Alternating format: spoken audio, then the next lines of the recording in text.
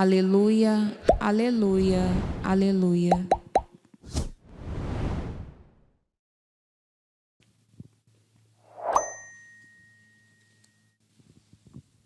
O Senhor esteja convosco.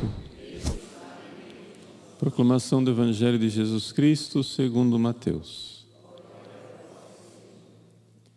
Naquele tempo disse Jesus a seus discípulos: Ninguém pode servir a dois senhores, pois ou odiará um e amará o outro, ou será fiel a um e desprezará o outro. Vós não podeis servir a Deus e ao dinheiro.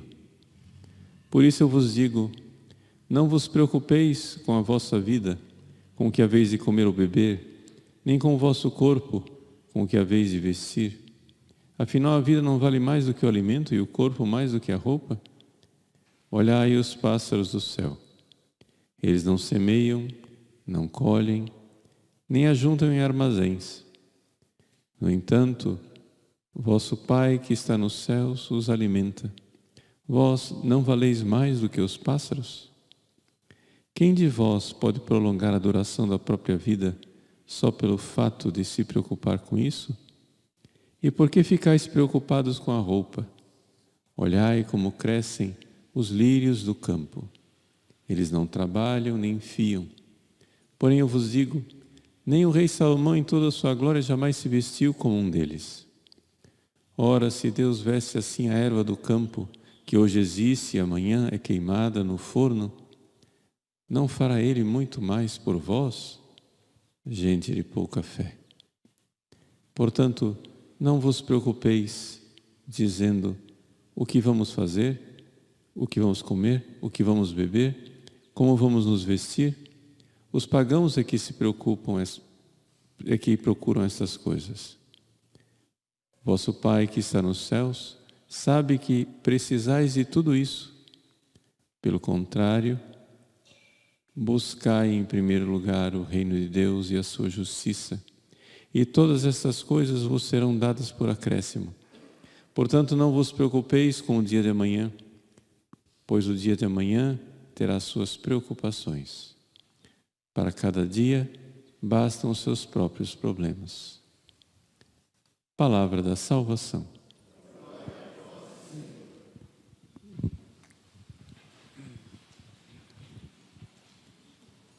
Meus queridos irmãos e irmãs, o Evangelho de hoje nos coloca diante da providência bondosa de Deus que cuida de nós.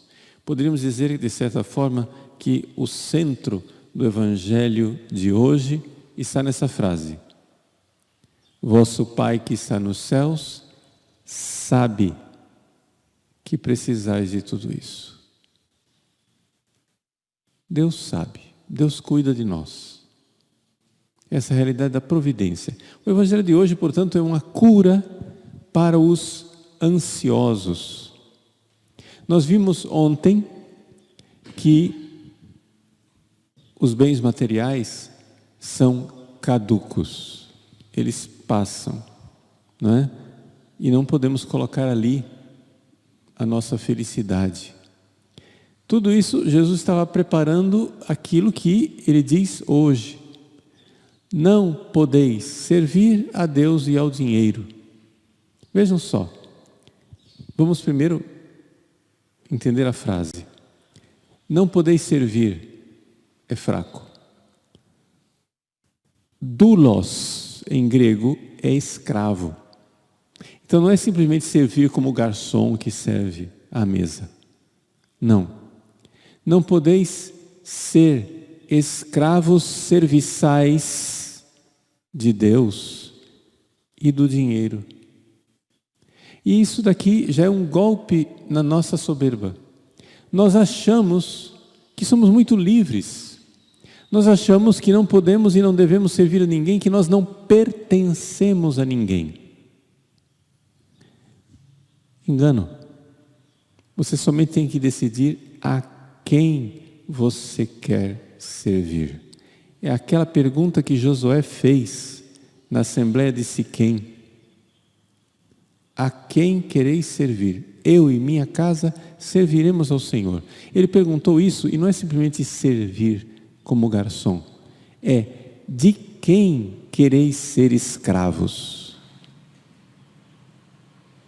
Escravos amorosos de um Deus de amor ou escravos maltratados de um Deus falso? Mas sempre escravos. Nós estamos sempre fazendo a vontade de alguém. É aqui que está por trás da palavra escravo. Não existe essa coisa. Ou seja, a propaganda do diabo é a seguinte: eu sou livre, eu faço o que eu quero. Mas se você for ver, no fim das contas, se você analisar, ou você está fazendo a vontade de Deus, ou você está fazendo a vontade do outro. Não tem outro caminho. Não tem uma terceira alternativa. Como se dissesse assim: eu posso fazer a vontade de Deus, posso fazer a vontade do diabo, ou fazer a minha vontade. Como se pudesse fazer a minha vontade e ela não coubesse em nenhuma dessas categorias. Não, a minha vontade é sempre idêntica à vontade de Deus ou contrária à vontade de Deus. E se ela é contrária à vontade de Deus, estou fazendo a vontade do outro. Então a pergunta é: a vontade de quem você quer fazer? Você, tolo, enganado pela armadilha do diabo, vai dizer: a minha.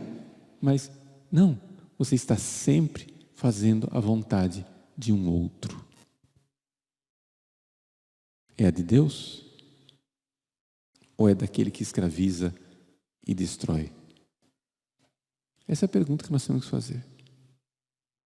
Então, Jesus diz, Ele coloca diante dos nossos olhos a impossibilidade. Não podeis ser escravos serviçais de dois senhores. Ou você odeia um e ama o outro, e o verbo aqui é o verbo agape, amor no sentido bem forte. Ou você odeia, não é? O verbo é ódio mesmo, é missem, odeia. Ou você odeia mamona, que é o dinheiro como Deus, não é só o dinheiro. É o dinheiro, é fraca a tradução. Não podeis servir a Deus e a mamona. Ou seja, não podeis servir a dois deuses. O Deus verdadeiro e o Deus falso. Mamona não é simplesmente o dinheiro que está lá no nosso banco. Mamona é o dinheiro enquanto um poder sedutor. Um Deus que quer seus direitos, que quer que nós os sirvamos o tempo todo. Ora, meus irmãos, o que descreve melhor a nossa sociedade senão isso? O Deus de nossa sociedade não é o Deus verdadeiro, é mamona. Existe um Deus, ou melhor, um demônio. Um demônio que nos escraviza atrás do dinheiro. Quando nós visitamos a Europa e vemos as grandes catedrais, nós vemos uma civilização e uma cultura que não se encontra mais. A civilização e a cultura cristã. Olha só, a gente olha e diz: como esse povo do passado tinha fé. Eles passavam séculos, literalmente, não é exagero, séculos para construir uma catedral. As pessoas que primeiro começaram, quem assentou a primeira pedra para fazer a Catedral de Notre-Dame de Paris, não viu nenhuma missa celebrada dentro dela. Porque ele levou tanto tempo para edificar, que eles começavam a construir sabendo que nunca veria uma missa lá dentro. Mas tinham fé, faziam. Se arqueólogos no futuro forem olhar para a nossa civilização, hoje, século XXI, o que irão encontrar? Quais são os nossos grandes prédios? São os shopping centers, são as agências bancárias, É isso que nós temos de bonito. A nossa beleza são o shopping. Vamos para o shopping, porque lá tudo é bonito. Nós não construímos mais igrejas belas, como faziam os antigos. Nós construímos shopping center. Então, esse arqueólogo do futuro irá olhar para a nossa civilização e dizer: poxa vida, era esse o Deus dessas pessoas. E se nós formos olhar no que as pessoas pensam o dia inteiro, iremos ver que, de fato, Mamona é o Deus a quem estão servindo. Pois nosso Senhor aqui mostra para nós psicologicamente o que é servir ao dinheiro.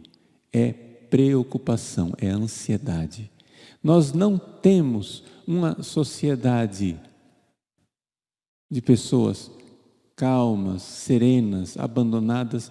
Por quê? Porque a nossa sociedade ela é escravizada pelo dinheiro. Jesus repete 5 vezes um verbo dividir, que em grego é dividir, estar dividido. Merizo, né? Merimnao quer dizer a preocupação. Não vos preocupeis. Por que vos preocupais? 5 vezes ele diz. Esse mesmo verbo numa passagem tão curta. Ou seja, por que vocês estão ansiosos, preocupados, divididos? Divididos em quê? Divididos entre Deus e o dinheiro. Vocês não podem servir a 2 senhores. Divididos entre o presente e o futuro. O ansioso está preocupado com o futuro. Ao invés de colocar em Deus a sua confiança do futuro, coloca no dinheiro. Eu tenho dinheiro no banco, então meu futuro está garantido. Eu tenho dinheiro no banco, meu futuro está garantido.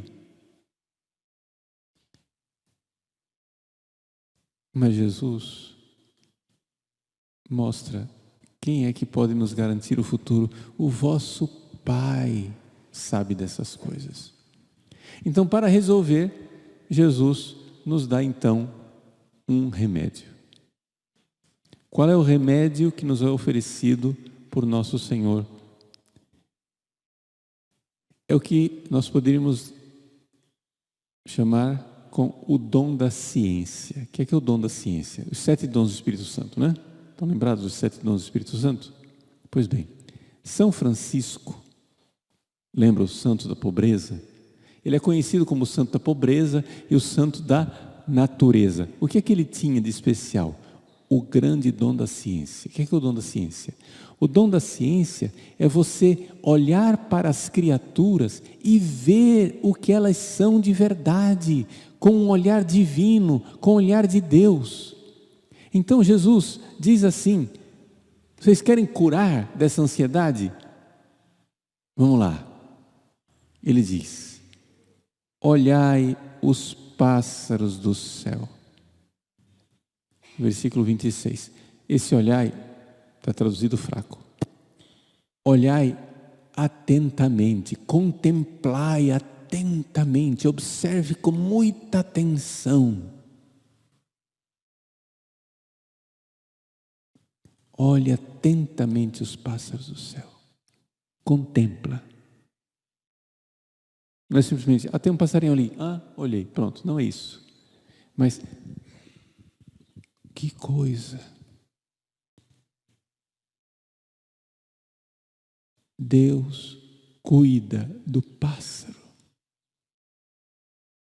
Contemplar e enxergar Deus que cuida da criatura. O vosso Pai que está no céu os alimenta.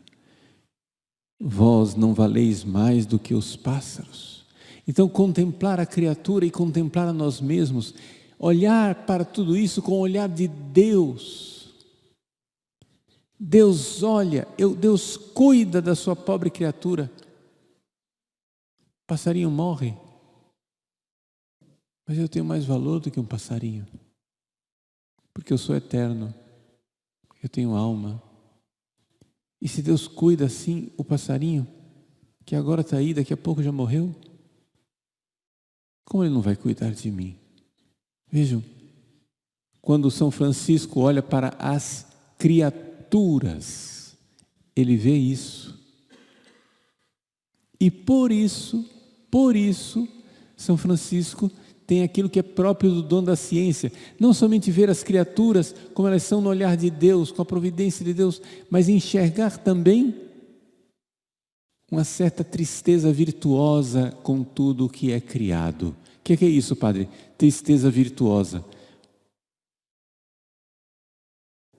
Não é Deus, não é lá que está a minha alegria.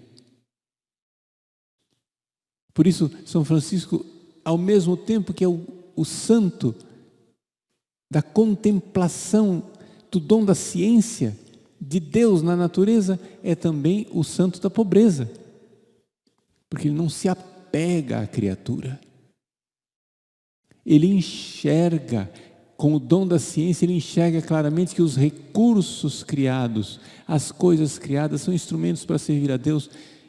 Eu uso para servir a Deus, mas nada disso é meu Deus. A pobreza quer dizer esse afastamento, esta distância desse Deus sedutor que é o dinheiro. Olhar para o dinheiro como algo que apodrece.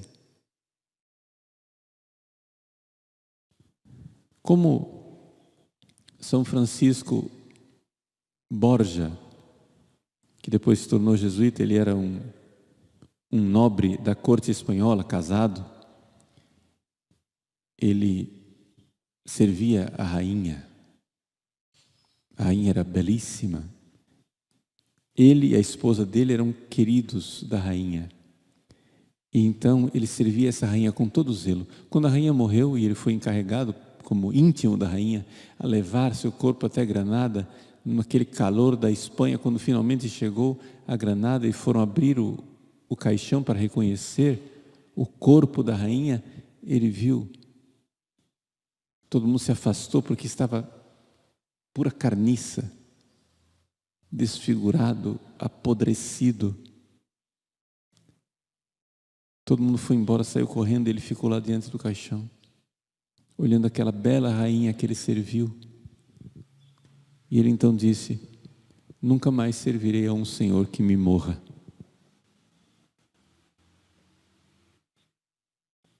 Nunca mais servirei a um Senhor que me morra. Pois bem, essa é a tristeza do dom da contemplação, da ciência. A quem nós estamos servindo?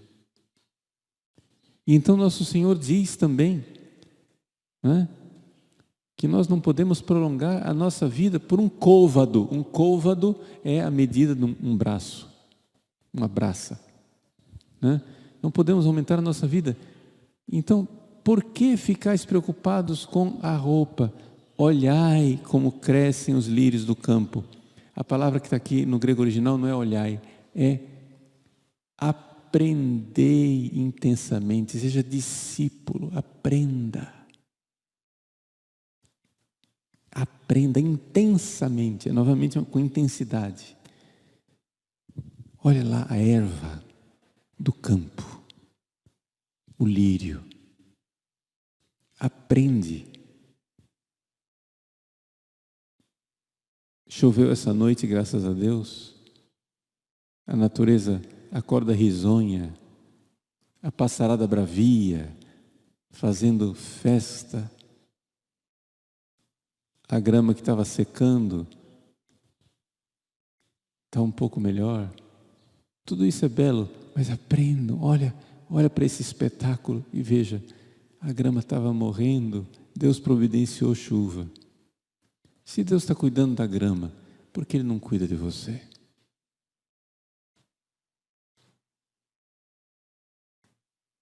Vosso Pai sabe de tudo isso. Vejam que a solução que Jesus dá para a nossa preocupação não é que nada acontecerá de mal. Ele não está prometendo isso. Ele não está dizendo isso. Ele não está dizendo não vai acontecer nada de mal. Não. O mal vai acontecer. Mas o vosso Pai sabe de tudo isso. Você acha que Deus não está sabendo? Vosso Pai amoroso, vosso Pai carinhoso. Vocês acham que eles não estão? Gente, contempla, aprende intensamente. Olha a erva do campo, olha o passarinho, aprende. Contemplou dons da ciência, viu a providência de Deus lá? Então, se Ele tem providência lá, quanto mais não terá com você que tem uma alma imortal, pela qual Ele morreu na cruz para salvar. Você não acha que seu Pai sabe de suas necessidades? E por que eu estou passando essa necessidade? Porque tem alguma coisa boa que Ele quer tirar disso tudo.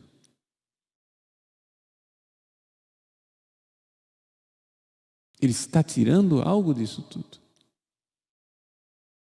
Então, para nós deixarmos de estar ansiosos, Jesus conclui com um dia. Não podeis servir a dois senhores, vocês estão divididos, ansiedade, né? Por que vos preocupais? Preocupar é estar dividido. É Deus, é mamona. É o presente, é o futuro. O que é que Ele faz? Olha o dia de hoje. O futuro a Deus pertence. Não vos preocupeis com o dia de amanhã, não vos dividais com o dia de amanhã. Merizo, não fique dividido entre o hoje e o amanhã. Tem pessoas que não conseguem viver o momento presente nunca. Cara, vive o agora. Ade codades. Faça o que você está fazendo. Você está na missa, você já está na missa, mas já está pensando, eu vou ter que sair, vou ter que fazer tal coisa. Você não consegue estar na missa. Você está sempre num tempo que não é o agora.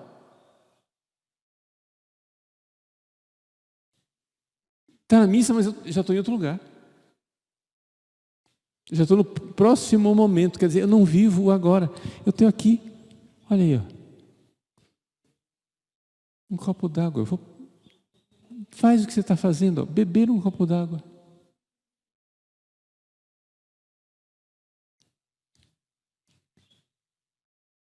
Estar no agora. Beber o copo d'água em ação de graças diante de Deus. Meu Deus, que providência, eu tenho água.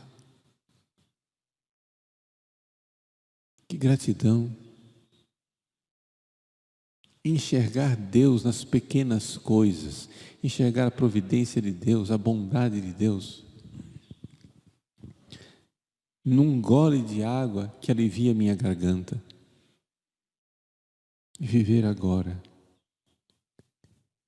Não vos preocupeis, não se dividam no dia de amanhã, pois o dia de amanhã terá suas preocupações.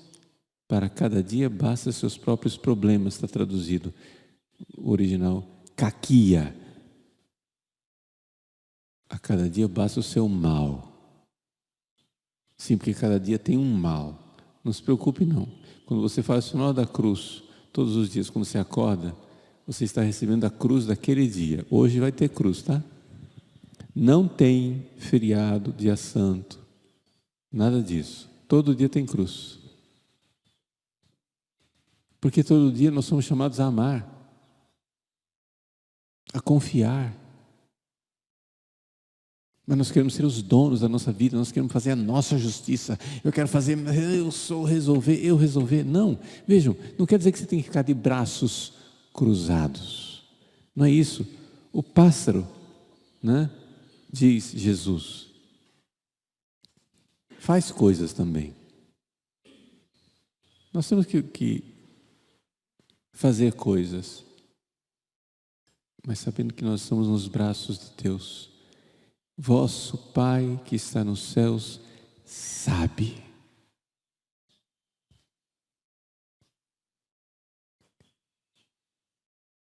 Eu me lembro de Dom Eugênio Salles, quando viveu um momento muito difícil na vida dele. Dom Eugênio Salles foi cardeal do Rio de Janeiro. Foi como um pai para mim. Ele repetia. Eu ouvi isso pelo menos umas 15 vezes dele, nesse momento de crise. Eu disse, não, estou preocupado não. Meu pai é bom. Eu disse assim, meu pai é bom. Era um bebê bem explosivo, assim, bom. Meu pai é bom. Ele sabe. Ele pode.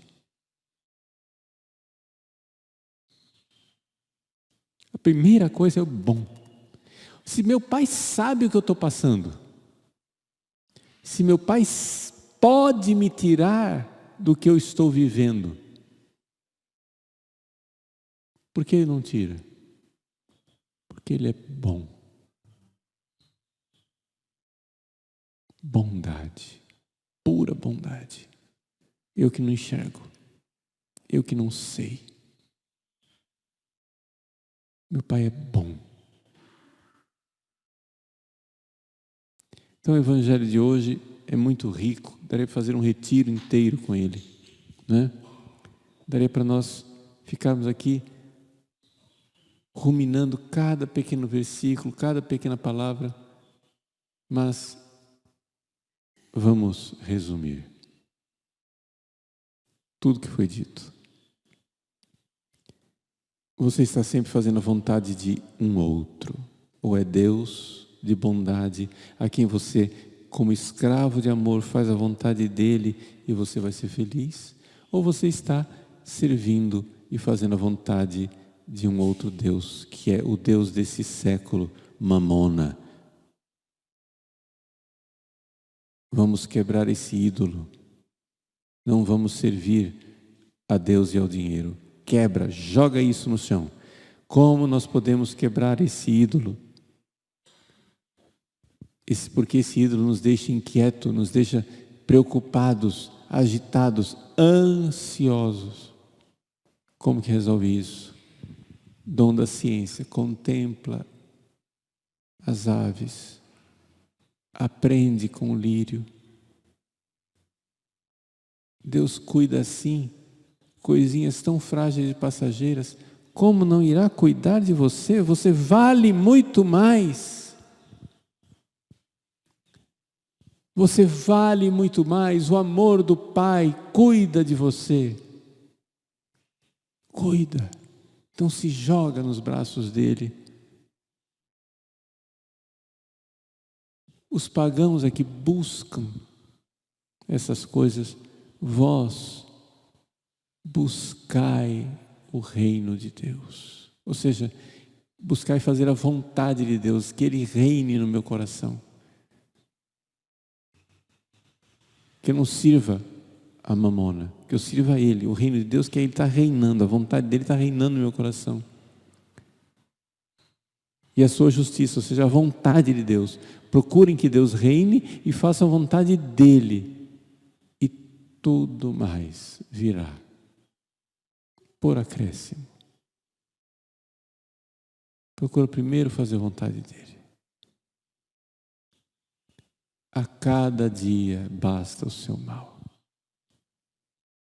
Porque o Pai sabe. Não vamos nos dividir.